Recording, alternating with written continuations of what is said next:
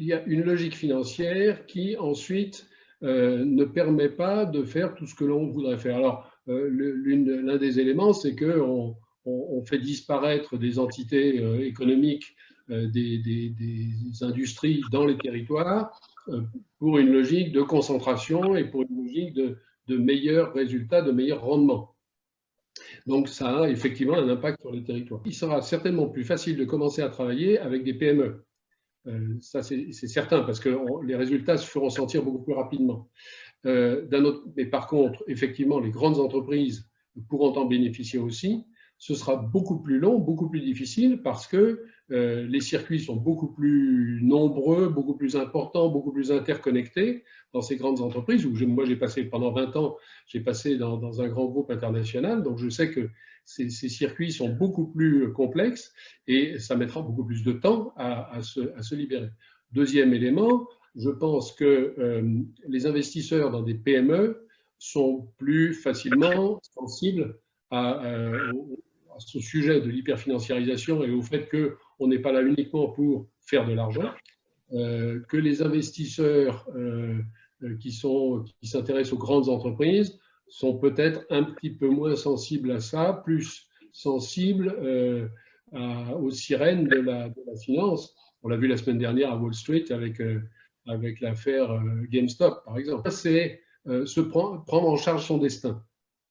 Et on s'aperçoit qu'il y a une volonté dans les territoires de reprendre en charge son destin.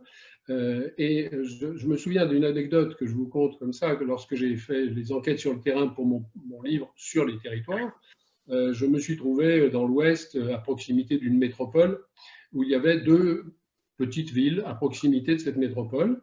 Et l'un des responsables d'une de ces villes me disait, écoute, c'est désespérant parce que les gens sont venus travailler dans cette métropole, ils sont venus quelquefois de Paris, dans d'autres endroits, et ils viennent travailler à la métropole, ils n'ont pas du tout envie d'y habiter, donc ils viennent chez nous pour coucher, et tu vois, on est transformé en cité dortoir.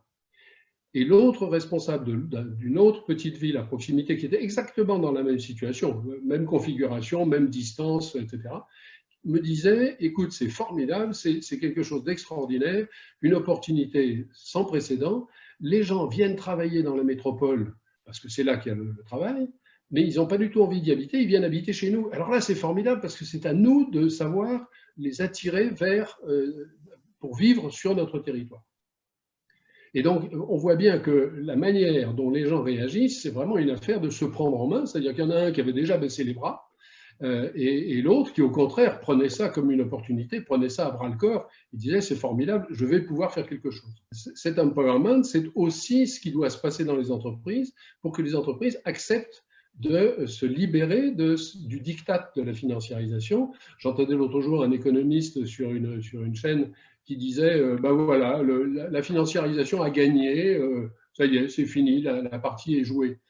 Pas du tout, pas du tout. Nous pensons, en tout cas dans le think tank, que la partie n'est pas du tout jouée et que justement, si les entreprises veulent se prennent en main, à ce moment-là, on a toutes les chances de retrouver, de redonner à la finance la place qui est la sienne, c'est-à-dire, là encore, un moyen et non pas un but.